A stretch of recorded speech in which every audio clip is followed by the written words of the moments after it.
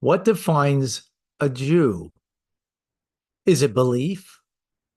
After all, we brought one God to the world. Is it because of the mitzvahs that we've been commanded to fulfill? Is that what defines us? Is it territory, land, culture? Is that what defines us? Pray tell, none of the above.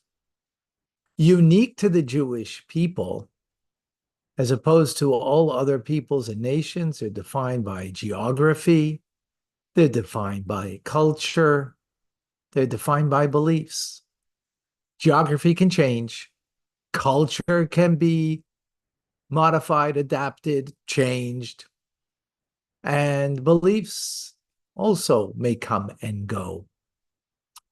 But what defines the Jew is soul, neshama, a Jewish soul that is literally a part of God.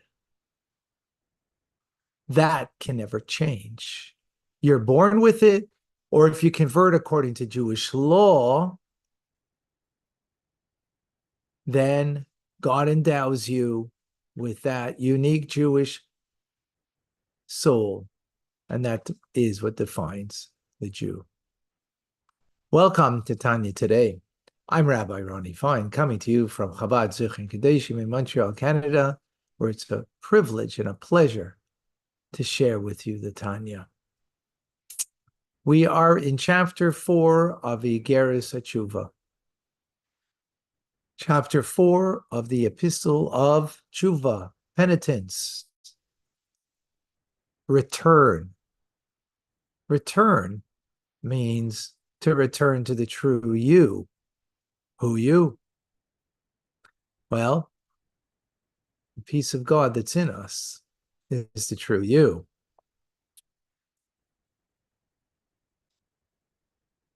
The verse tells us in Devarim, in Deuteronomy, for God's people are a part of God. What does it mean that we're a part of God? Well, literally what it means. Part of God's name is part of what makes up the Jewish soul. How do we understand that? Well, the metaphor of Adam, when he was created with his soul, God blew into him, into his nostril, the breath of life. And the Zohar comments on that when you blow, it is a metaphor to understand that it comes from the depths of the individual, signifying from the innermost aspects of godliness, which is the reference to the Tetragrammaton, God's name, the Yud and the Hey, and the Vav and the Hey, as we will understand in greater depth soon. Now, for sure, God has no bodily form.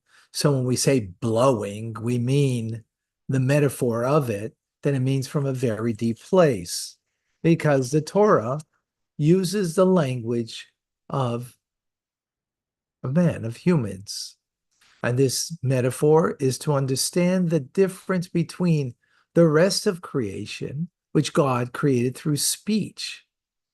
Speaking, now you may have to use your mind in order to say things that are intelligent and valuable, true, but the effort involved in speaking is simple and is doesn't take much energy, shall we say.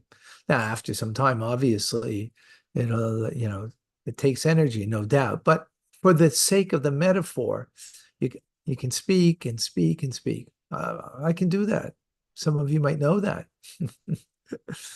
But to blow air from the depths of inside of you, how long can you do that? How often can you do that? How extended of a time? That's only a metaphor to appreciate that it's coming from a deeper place from within, an internal power that vivifies the soul from God. Now, no doubt God gives life to everything.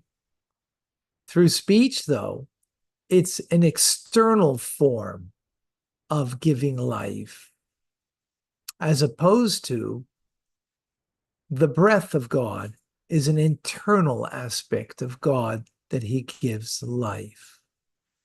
What that metaphor means, the analog of it, taking apart that idea, is in the forthcoming classes.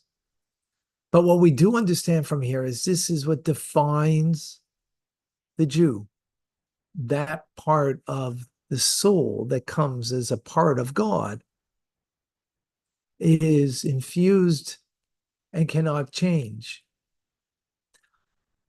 What makes me Canadian can change. I change my geography. I give up my passport. I'm not a Canadian. Oh, you might say, well, culturally, well, I might steep myself in a different culture and lose my Canadian culture. Although some question what that means. I might lose that. I could lose it. Beliefs. So must be beliefs then is what makes me the Jew who I am. Well, try going up to a Jew, even on Yom Kippur, and ask them, do you believe in God? So, I'm not so convinced. So what are you doing in shul? You know, Yom Kippur. So are you fasting the whole day? Well, we'll see how far I can go with this. Well, do you keep any of the commandments? Yeah, not so into it. Oh, I guess you're not Jewish. You would say to that person, the response would be violent. A slap across the face and saying, I'm Jewish, and I'm as Jewish as you are. How could be someone Jewish who questions their belief in God, doesn't even perhaps fast on Yom Kippur, and doesn't fulfill mitzvahs? Because what defines a Jew is not belief, it's not culture, it's not the act of the mitzvah. It is soul. It is the soul, the Jewish soul, that God has blown into me and every other Jew, that is a part, a makeup of who we are, the DNA of us, that can't change. Any questions? Any comments? Any thoughts? Let's say some hellos over here. While we're waiting for some questions, we have Tim with us in Texas, Akoy in Lima, Peru, Clem in Brisbane, Australia. Welcome back, Clem. Julia in Pennsylvania, June in Australia, Rabab in Tangier, Morocco, Davida in Liba, New York, Daphne in South Carolina, Sandy in Michigan, Diane in Arizona, Stan in London, England, Joe in Olympia, Washington State, Ron in, you have to remind me, Ron, John in North Carolina,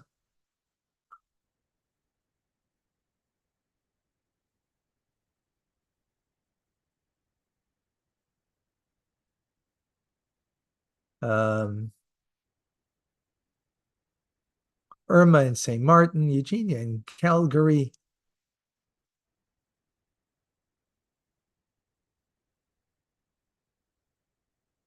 Elise in West Virginia, Robert in London, England, David in the Gold River, rather, California, Miriam in New Mexico, or Marianne, sorry, in New Mexico.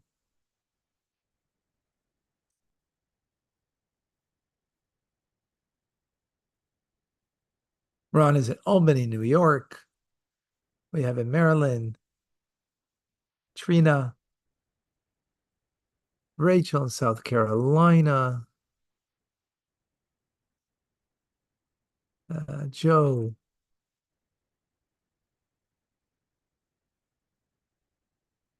Vilma. Sarah.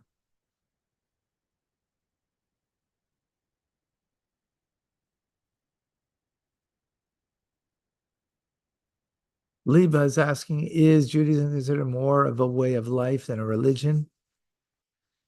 It expresses itself in a way of life, but, I wouldn't call it, here we're calling it the soul of the person. We're talking about the Jew themselves as opposed to Judaism, right? So Judaism, yes, is a way of life, or I would say better, it's life itself. Daphne, is a Jewish person who adopts or converts to another religion remain a Jew? Excellent question, Daphne. Absolutely. You cannot. You can adopt beliefs. You can adopt a culture. You can adopt, a nation, but you can't adopt a soul. You can't change your soul. You can't do that. Right? So yes, you may believe not what Jewish beliefs are because you've adopted another belief system, but that doesn't change your DNA, it doesn't change the soul of who you are. And that's why, I use the example of actually on Yom Kippur, right? Going up to somebody, like, what are they doing in synagogue Yom Kippur, the holiest day of the year? And they question their belief in God. You'll find that. And they're not really, and they're not committed, not religiously, not to God, not to the commandments. And yet, it doesn't take away an iota of who they are. It takes away from the fulfillment of who they need to become or to be true to, right? If that's who you are on the inside, a Jew, then hey, just express it on the outside. That's authentic. Not to express on your arm, tefillin, with your hand to give charity, to light Shabbos candles, and to express by putting into your mouth kosher food means you're inauthentic to the core essence of who you are, a Jewish soul. So we don't do the mitzvah to, get reward, although it is rewarding. We don't do the mitzvah because that makes me a Jew. Do the mitzvah because I am a Jew and it's a reflection of my authentic true self.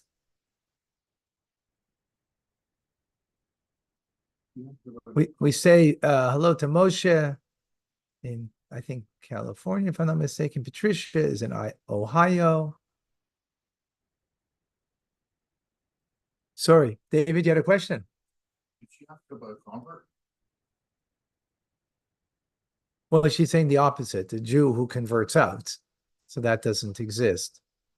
Carmen is here in Texas. Someone, Alice in Baltimore.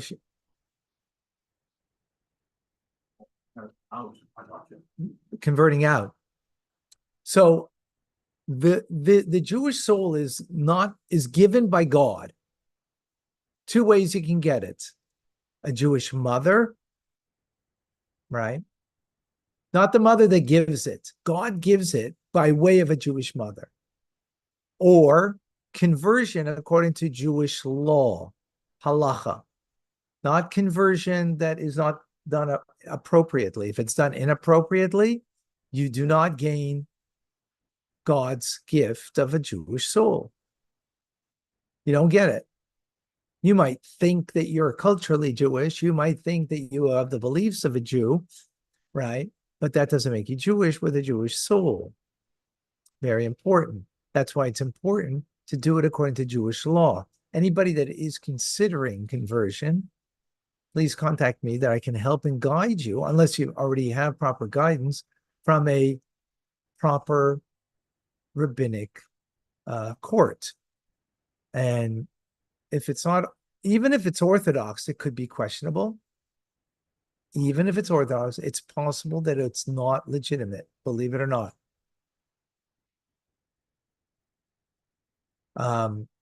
That's why, if you want my help, I'm ready to help you. Private message me, and that's very important. Right. Alice, why is our piece of Hashem so hidden from us that we can stray so much? First of all, it's not so hidden in the fact that you're aware that that's what makes you into a Jew. That itself, it doesn't make it hidden. But you're right, it is hidden in the sense that it doesn't keep us connected.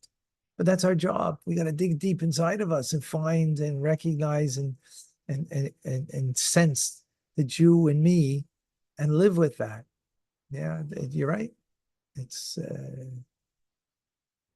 not the easiest thing, but that's what we're here to do. Cindy is here in Florida. Mordechai.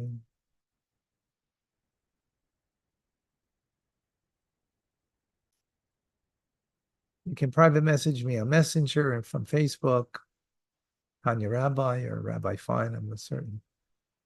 I don't even know. I think it's Rabbi Fine. Try that.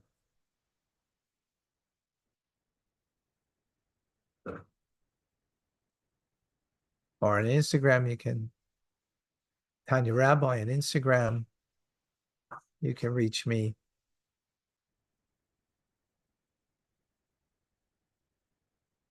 Are we given a choice to be born a Jew? I don't think so.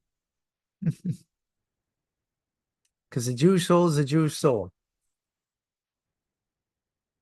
I wouldn't call that, given a choice. Once you're Jewish, right?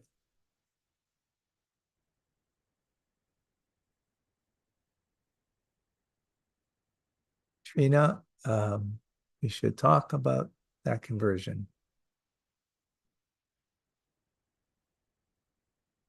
Rena is with us from Colorado.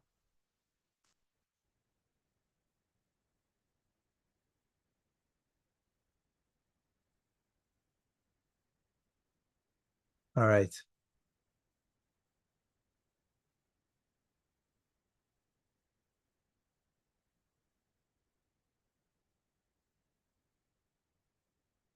Hey, Patricia, I will reach out.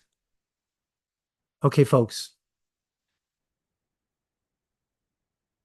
Rabbi Ronnie Fine coming to you for Chabad Zichron Kedoshim in Montreal, Canada. It's a privilege and a pleasure to share with you the Tanya.